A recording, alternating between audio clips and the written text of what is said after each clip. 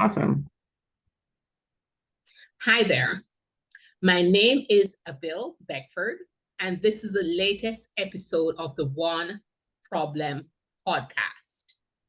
We all know there are tons of problems in the world, but we don't want to get overwhelmed. We're going to tackle them one problem at a time. As you know by now, I like to bring on people who I have some prior relationship with. My very special guest, she didn't know that about 6, 7 years ago, I was on one of her training webinars on LinkedIn. So today, I'd like you to meet Lisa Rangel, and she is an executive resume writer. Over to you, Lisa. Thank you so much, Abil, for having me. I'm honored to be here. And I love your book series that you put up on social media there for a long time, The 100 Days. I loved it. So the problem that I'm going to discuss today is how to expand and nurture your network. I find that, we, especially coming off of COVID, people feel a little isolated. They're not sure. A more basic way of putting it is how to continue making friends, right? How to continue to nurture our relationships. So those are many titles to that same problem. And so I'm going to give you some ideas today of how to do that. So the first step is really to look around you. We have a contact list on our phone.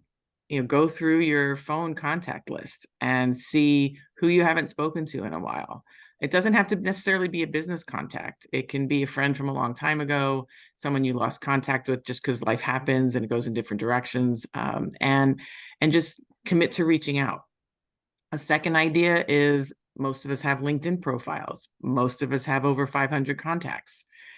When was the last time you went through that 500 plus contact list and reached out to people just to say hello and just to see what they're up to and just set up a networking meeting? So, or a catch-up meeting. You don't even need to call it a networking meeting. Just say, hey, we haven't talked in a while. Let's catch up. And, either use a calendar function like Acuity or Calendly or Time Trade and just send them your link and say, or if it's easier, send me your link or send me what times work for you. So just make it really user-friendly to set up a chat. Another idea is, of those two ideas, another way to come up with people to talk to is look at your college alumni, look at, your corporate alumni networks, people who used to work where you used to work, or people who went to school where you used to go to school. Even if you didn't know them, you have in common that you used to work at that organization or go to that school. And you can use a search on LinkedIn for that. You can contact local alumni offices at colleges, and some bigger companies now even have established corporate alumni networks because they see the value of people who used to work there as a place of making, new connections and new friends. Number four is to commit to a certain amount of connections that you will make each week. So of these ideas I've just given you, say to yourself, I'm going to reach out to 5 people a week. And if you can settle on 1 or 2 conversations a week from those 5 outreaches, because not everybody's going to get back to you, you're winning. And you'll start to build over time. If you can talk to 1 or 2 people a week over a year, you've just spoke to 52 to 104 new people, and you've reached out to about 250 people. So that alone, sometimes people, if they don't get back to you, they see that you've reached out to them and they keep you in mind. And so it's still not a failure, even if they don't get back to you. So the key is just the outreach. And as for having those conversations, just be curious. You don't have, you can ask what people are up to. You can be a listening ear. You can ask what's been interesting over the last, few months, few weeks, few years in their life, what hardships they've had, what they've overcome.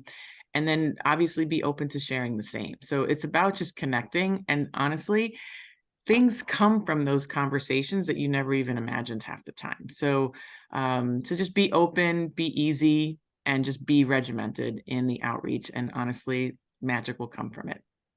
And that's my suggestion to expanding and nurturing your network. Over to you, Evan. You know something? This is very timely, and it's good for me. I'm one of those people who haven't taken myself out of isolation. Every now and again, I'll do something with one friend. who I really trust. Most people reach out to me and I say no. So this is a safe way for me to do it online. So Good. thank you so Oh, much. you're so welcome. Honestly, Yes. it's a reminder for me too. You know, every time, even when I wrote the list in preparing to be on here today, I was like, I gotta listen to some of this myself.